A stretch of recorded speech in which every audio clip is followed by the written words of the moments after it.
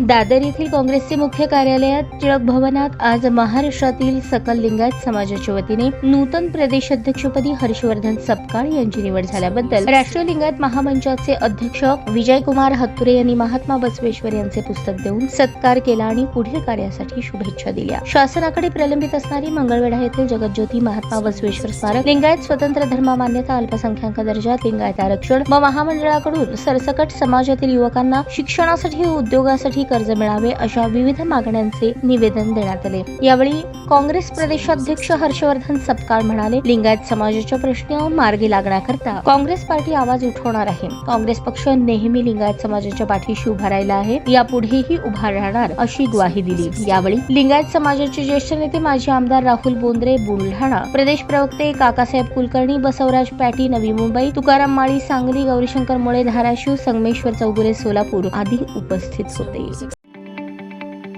ताज्या बातम्या पाहण्यासाठी प्राईम महाराष्ट्र न्यूज चॅनलला सबस्क्राईब करा।